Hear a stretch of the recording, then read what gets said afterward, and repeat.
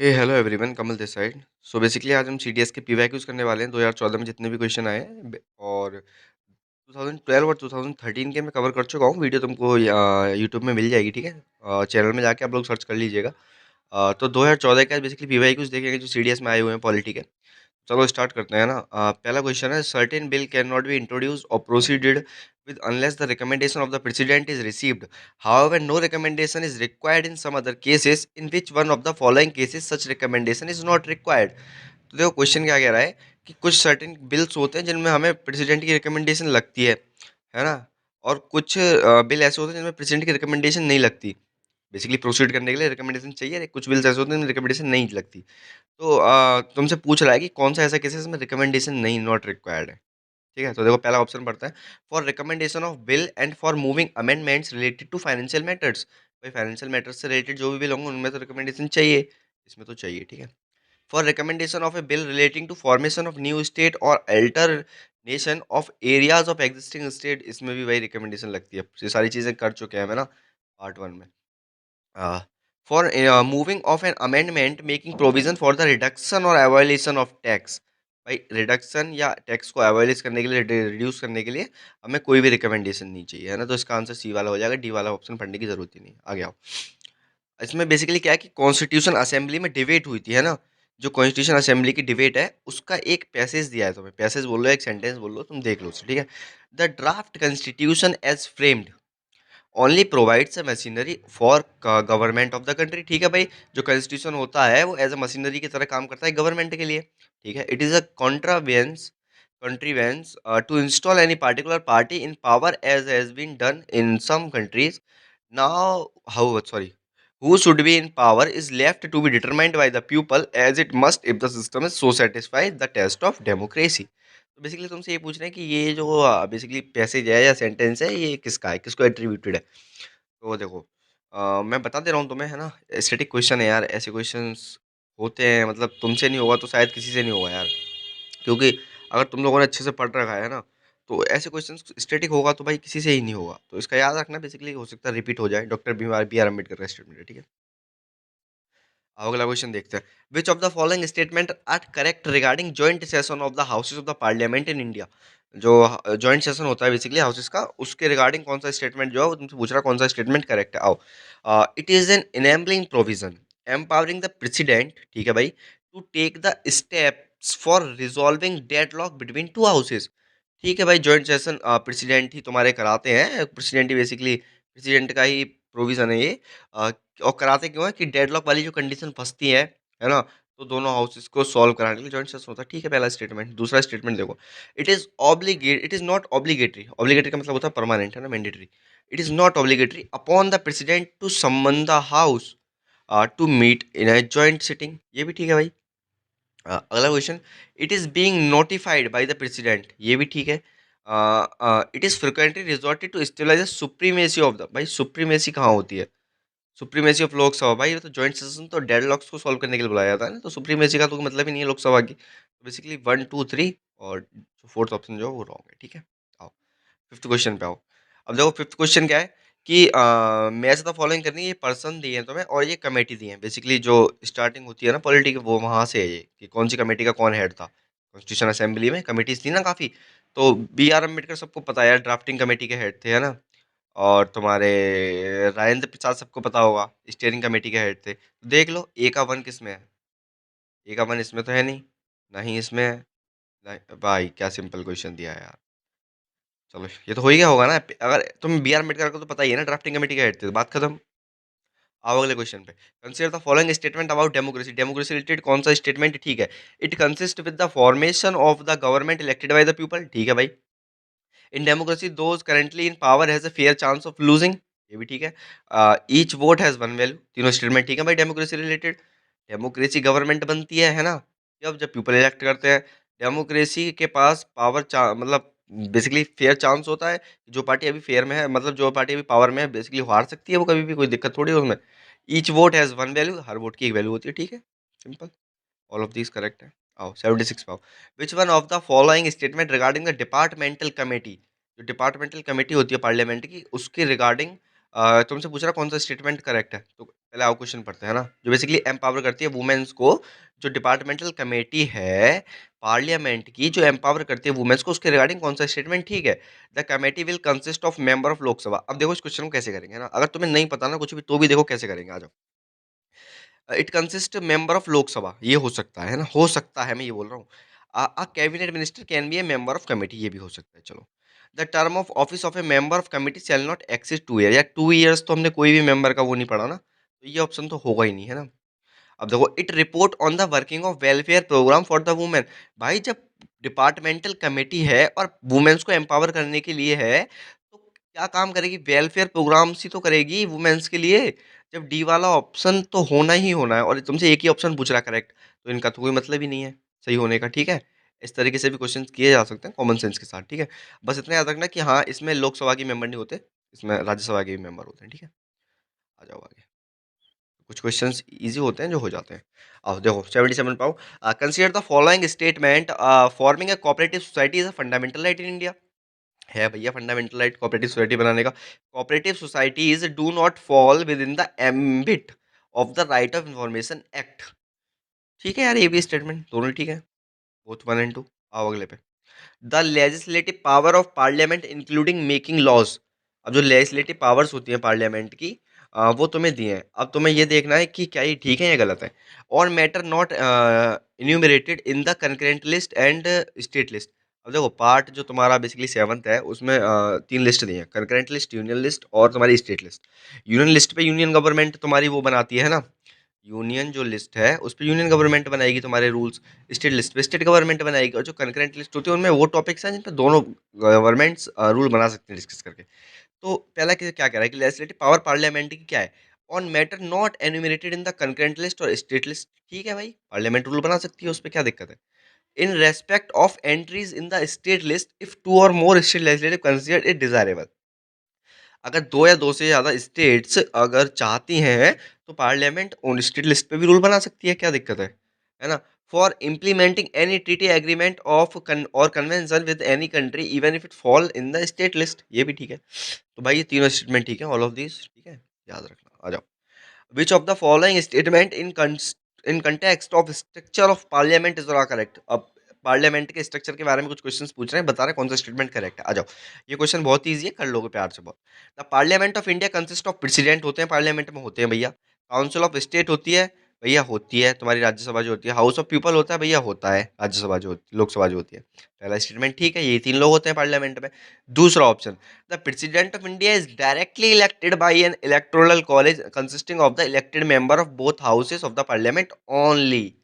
भैया elected member legislative assembly के भी तो होते हैं, है ना, और डायरेक्टली तो होते ही नहीं है ना। अब डायरेक्टली तुम लोग तो वोट करते हैं, इनडायरेक्टली ही होता है बेसिकली। चलो डायरेक्टली वर्ड्स इनके लिए यूज किया गया, कोई दिक्कत नहीं है, but elected member of both houses only ना भाई। स्टेट लेजिस्लेटिव असेंबली के तो भी मेंबर होते हैं जो इलेक्टेड होते हैं। तो ये दूसरा वाला ऑप्शन गलत है, पहला वाला ठीक है। जिसने प्रेसिडेंट का, ये समझ में नहीं आ रहा कि मैं क्या बोल रहा हूँ कि कौन से इलेक्टेड है कौन से नॉमिनेटेड है। भाई प्रेसिडेंट की अच्छे से वीडियो पढ़िए, जाके देखो, रिवाइज कर लो, ठीक है। एग्जाम्स के बाद देखने से क्या ही फायदा। चलो आ जाओ, 79 हो गया, 80 पाओ।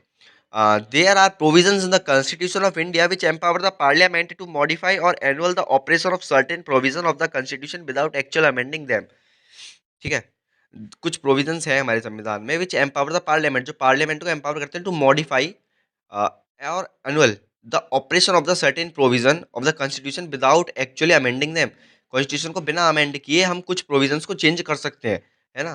तो वो कौन कौन से प्रोविजंस हैं जिन्हें हम चेंज कर सकते हैं। Any law made under article 2। Article 2 जो basically establishment of new state, तोड़ना जोड़ना, है ना, ये सारी चीज़ें कर सकते हो भाई, इसके लिए अमेंडमेंट की जरूरत नहीं होती। ये कवर कर चुके हैं हम article 2। Any law made under the article 3, किसी नई स्टेट का फॉर्मेशन करना, उससे रिलेटेड कोई भी लॉ है तो दूसरा आर्टिकल भी हम कर सकते हैं विदाउट अमेंडमेंट, है ना। Amendment of first schedule and fourth schedule, भैया अमेंडमेंट की जरूरत पड़ेगी यहाँ, विदाउट अमेंडिंग नहीं होगा। तो सी वाला ऑप्शन तो इसमें से मतलब आउट है ना, आउट है। तुमसे पूछ रहा था ना कि कौन से वो जो है कौन से में इंक्लूड है कि अमेंडमेंट हमें नहीं करना पड़ेगा, तो आर्टिकल 2 और 3, पहला ऑप्शन दूसरा ऑप्शन ठीक है। समझ गए ना क्या कहना चाह रहा हूँ? आ जाओ अगले पे अब। Annual financial statement of the government of India, basically जो तुम्हारा बजट होता है, in respect of each financial year shall be presented to the house on such day as, किस डे वो प्रेजेंट किया जाता है? स्पीकर जिस दिन बताए उस दिन? ना, ना जी ना। पार्लियामेंट बताए उस दिन? ना। फाइनेंस मिनिस्टर बताए उस दिन? ना। जिस दिन तुम्हारे प्रेसिडेंट जी डायरेक्ट करेंगे, ठीक है। आ जाओ अगले क्वेश्चन पे, इजी इजी क्वेश्चन है यार ये तो। Which of the following principle is और are taken in consideration by the speaker while recognizing a parliamentary party और ग्रुप? अब पार्लियामेंट्री पार्टी जो होती है और जो ग्रुप होते हैं, बेसिकली उनके रिगार्डिंग स्टेटमेंट देखना है कौन सा ठीक है। ठीक है, तो देखो पार्लियामेंट्री पार्टीज जो बेसिकली एसोसिएशन बनती हैं, उनमें तुम्हारे इनसाइड मेंबर्स, इनसाइड ऑर्गेनाइजेशन भी हो सकती है, आउटसाइड ऑर्गेनाइजेशन भी हो सकती है। तो पहला स्टेटमेंट तो ठीक है। An association of member who have an organisation both outside and inside the house, house के इनसाइड भी हो सकती है, हाउस के आउटसाइड भी हो सकती है, जो पार्लियामेंट्री पार्टीज होती हैं, ठीक है। अगला देखो, an association of member who sell at least one third, भाई ये वन थर्ड नहीं होता है ना, ये वन टेंथ होता है, ये क्वेरम के बराबर होता है एक्चुअली। जो क्वेरम होता है ना, तो ये वन टेंथ होता है, ये स्टैटिक है थोड़ा, मतलब स्टैटिक क्या है यार, मतलब बता रहा हूँ मैं, तुम लोगों को नहीं पता होगा तो लिख लो। जो भी एसोसिएशन बनती है पार्लियामेंट्री एसोसिएशन, उनमें वन टेंथ मेंबर चाहिए।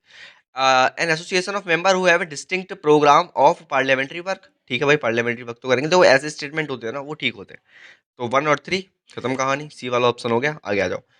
Which one of the following was not a proposal of the cabinet mission 1946? 1946 में कौन सा प्रोविजन जो है वो कैबिनेट मिशन का प्रोविजन नहीं था, प्रपोजल नहीं था। तो देखो कैबिनेट मिशन आया था बेसिकली कि तुम्हारा जो कॉन्स्टिट्यूशन असेंबली है वो बनाई जाएगी, उसमें सारे इंडियंस होंगे, इस तरीके से कुछ में प्रोविजंस थे। तो देखो, the constitution assembly was to be constituted on the democratic principle of population growth, population strength, ठीक है भाई, बनाई जाएगी कॉन्स्टिट्यूशन असेंबली तुम्हारी। Provision of an Indian union of provision and state, provision for an Indian union of provinces and states, ठीक है। All the member of constituent assembly were to be Indian, जितने भी मेंबर कॉन्स्टिट्यूशन असेंबली में होंगे वो Indian होंगे, ये भी ठीक है। British government was to supervise the affair of the, भाई ये नहीं था। कैबिनेट मिशन जस्ट आज़ादी से पहले आए, तो तुम ये समझो कि ब्रिटिश गवर्नमेंट सुपरवाइज क्यों ही करेगी। मेन लड़ाई तो यही चल रही थी ना, कि ब्रिटिश गवर्नमेंट जो है, जो साइमन कमीशन आया था बेसिकली, तो उसका अपोज क्यों हुआ था, क्योंकि उसमें तुम्हारे एक भी इंडियंस नहीं थे, तो इसलिए ब्रिटिश गवर्नमेंट जो है वो इन्वॉल्व नहीं करेगी अब कैबिनेट मिशन में। आगे समझ में आ जाओ। After bill has been passed by the house of parliament, it presented to the president, ठीक है जी। एक बिल हाउस से पास हो गया, प्रेसिडेंट के पास गया, प्रेसिडेंट उसको अपना असेंट दे भी सकते हैं और उसको मना भी कर सकते हैं द प्रेसिडेंट में। असेंट विद इन 6 मंथ्स ऐसा कुछ भी नहीं है भैया, 6 महीने कौन रोकता है। असेंट और reject the bill as soon as possible ऐसा भी नहीं है। Return the bill as soon as possible, return करेंगे after the bill is presented to him with message requesting the house to reconsider the bill, ये ठीक है। जल्दी से जल्दी उस बिल को या तो पास करेंगे या फिर रिटर्न करेंगे और उन्हें रिकंसिडर करने के लिए बोलेंगे, ठीक है। 84th हो गया, आ जाओ 85 पे। एक्चुअली डेप्यूटी स्पीकर जो होते हैं लोकसभा के, उनके रिगार्डिंग स्टेटमेंट है, तो ये बताना ही कौन सा सही है कौन सा गलत है, ठीक है। The office of Deputy Speaker acquired a more prominent position after the enforcement of Constitution of India in 1950। पहला स्टेटमेंट बिल्कुल ठीक है। इनकी जो प्रोमिनेंट पोजीशन है वो इसी के बाद हुई थी, कॉन्स्टिट्यूशन ऑफ इंडिया एक्ट के बाद 1950 में।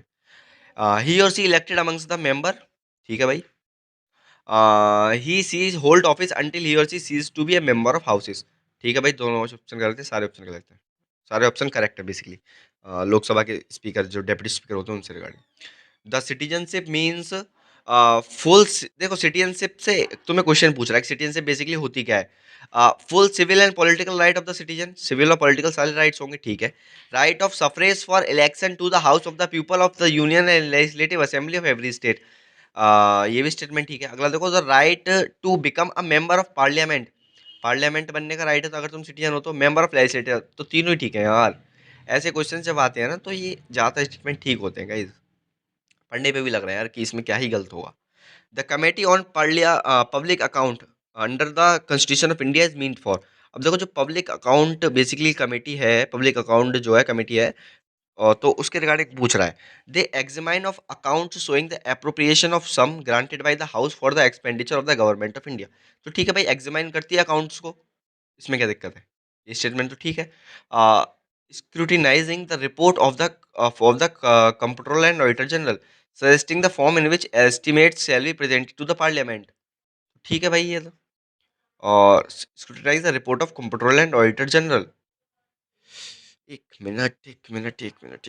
रिपोर्ट क्या ये स्क्रूटनाइज करते हैं सीए को, मतलब कैग को, तुम्हारे को?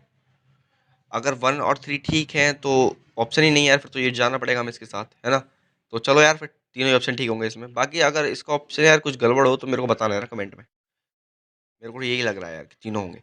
The principle of collective responsibility under parliamentary democracy implies that, जो बेसिकली प्रिंसिपल है कलेक्टिव रेस्पॉन्सिबिलिटी का पार्लियामेंट्री डेमोक्रेसी में, उसका मतलब क्या है? तो देखो, a motion of no confidence can be moved in the council of minister as well as whole as an individual minister. भैया ये कब हुआ जी? ये कब हुआ? No person shall be nominated to the cabinet except on the advice of the PM. ठीक है भैया, ये तो no person shall be retained as the member of the cabinet of the prime minister says that shall be dismissed. ये भी ठीक है। 2 और 3 ठीक है भाई, इसके है ऑप्शन क्या? है तो है, यही ठीक है।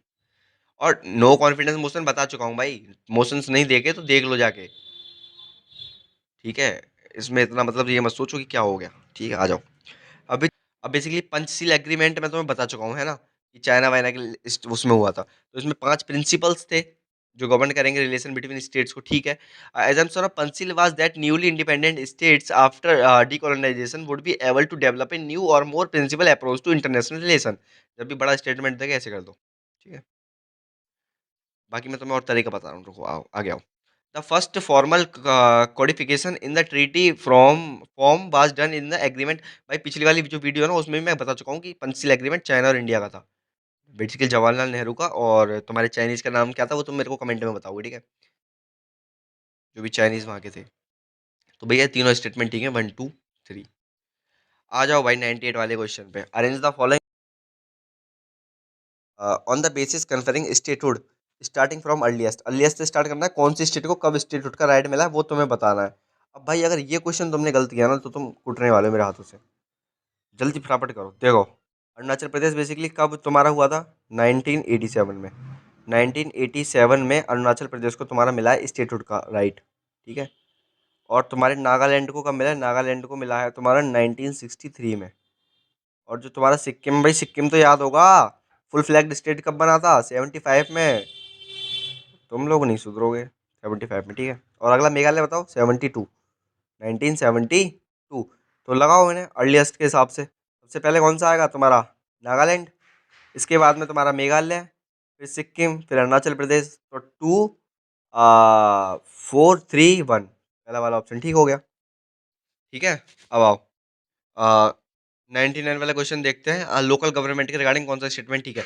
Article 40 of the Indian constitution provide for the state to organise village panchayat and endow them with such powers and authority as may necessary make functions as unit of the self government. ठीक है भाई, article 40 यही कहता है, पढ़ रखा है हमने बेसिकली। बेसिकली डीपीएसपी है ना। The 73rd and 74th constitution amendment inserted part 9th और पार्ट 9th है भैया, ठीक है एकदम। 76वां जो कॉन्स्टिट्यूशन अमेंडमेंट हुआ था, पार्ट 9th ऐड हुआ था, और 74th हुआ था, 9th ए ऐड हुआ था। आ जाओ। The provision in part 9th and part 9th of the constitution are more or less parallel and analogous. सही है भैया। The 23rd constitution amendment is applicable to all state irrespective of size of population. ना जी ना, the twenty is applicable to all state irrespective of size. भैया मैंने तुम्हें क्या बताया, 6 लाख से ऊपर की जो पॉपुलेशन होती थी तो वो सिस्टम था ना यहाँ। तो ये फोर्थ वाला जो ऑप्शन है, क्या ये सही है कि जो 23rd कॉन्स्टिट्यूशन अमेंडमेंट एक्ट है वो सारी स्टेट्स के लिए एप्लीकेबल है? हर स्टेट में पंचायती राज थोड़ी है, और हर स्टेट में 3 लेवल थोड़ी है। तो 3 ऑप्शन ठीक है, बस 1 2 3। अगला वाला क्वेश्चन देखो, इलेक्शन कमीशन वाला क्या कह रहा है। इलेक्शन कमीशन के regarding, election commission shall be appointed by the governor of the state. State election commission जो है, ठीक है? State election commission shall power to even preparing the electoral roll besides the power of superintendence direct direction and control of the election of panchayat. भैया ये बोल रहा है दूसरा स्टेटमेंट कि इलेक्शन कमीशन के पास ये भी पावर है कि वो इलेक्टोरल रोल्स को बनाएंगे। बिसाइड मतलब कि पावर ऑफ देखो, सुपरिटेंडेंस की पावर तो है, पंचायती इलेक्शन होगा उसके रिगार्डिंग जितने भी रूल्स बनाने होंगे, जितने भी एक्शंस लेने होंगे वो लेगा। लेकिन उनके पास इलेक्टोरल रूल्स बनाने की भी है, ठीक है? The staff state election commission can be removed in any manner from of the office. Removed in any manner नहीं होता भैया, सिक्योरिटी ऑफ टेन्योर होती है इनके पास। तीसरा ऑप्शन गलत है, 1 और 2 ठीक है। आ जाओ। सिक्योरिटी ऑफ टेन्योर पढ़ी है ना? Which of the following statement about Indian judiciary is not correct? Indian judiciary के हिसाब से कौन-सा स्टेटमेंट ठीक नहीं है? अब देखो सारे ऑप्शन पढ़ लेना और ज़रा सी वाले ऑप्शन को पढ़ लो। Every state in India has a separate high court. क्या ऐसा है भैया? हर स्टेट के पास हाई कोर्ट है? नहीं है। तो ज़्यादा गलत हो गया ये, ठीक है? आ जाओ, खत्म चलो। बस इतने ही क्वेश्चन आए 2014 में, ठीक है? अब सुनो मेरी बात प्यार से भाई। मैं यार स्टैटिस्टिक्स देखता हूँ, पता चलता है कि नॉट सब्सक्राइब्ड ज़्यादा हैं और सब्सक्राइब्ड वाले वीडियो देख ही नहीं रहे हैं। तो चैनल सब्सक्राइब करो, मत करो। मैं पहले ही बोल रहा हूँ भाई, मेरे को यूट्यूबर नहीं बनना है ना। मैं बस इतना चाह रहा हूँ कि यार कि जब मैंने इतनी चीज़ें करी हैं यार, है ना? पिछले 3, 4, 5 साल से, तो मैं चाह रहा हूँ कि मेरे पास डाटा है ना? तो बस आप लोगों तक वो पहुँच जाए कैसे भी यार। है ना? तुम्हारे पास जीएस की पॉलिटी हो गई, हिस्ट्री हो गई, ज्योग्राफी, मेरे पास काफ़ी डाटा है यार। तो मैं चाह रहा हूँ कि आप लोगों के पास वो डाटा पहुँच जाए और आप लोग सही हो जाओ यार, सिस्टम तुम्हारा भी मतलब जीएस में अच्छे 40-45 नंबर आ जाएँ, सीडीएस में, एनडीए में काफ़ी अच्छा खासा कर लो। तो यार अगर मतलब क्विज़-विज़ अटेम्प्ट करनी है या नोट्स चाहिए तो तुम टेलीग्राम जॉइन कर सकते हो, लिंक तुम्हें डिस्क्रिप्शन में मिल जाएगा, ठीक है? और यार ठीक है भाई, वीडियो को अगर लाइक करना है मत करो, सब्सक्राइब करना है मत करो, बट यार वीडियो को शेयर कर देना, है ना? तुम्हारे साथ के जो जितने भी प्रिपरेशन मेट्स हों तुम्हारे, जो तैयारी कर रहे हो कॉम्पिटिशन एग्ज़ाम की, उनके साथ प्लीज़ शेयर कर देना, ठीक है? अ, अभी बस ये एग्ज़ाम हो जाए, इसके बाद में कंप्लीट बैच लेके आएँगे, हिस्ट्री, पॉलिटी, ज्योग्राफी सारी चीज़ें कंप्लीट करेंगे अपने चैनल पे, ठीक है? तब तक ध्यान रखो, टेक केयर, टाटा, बाय-बाय।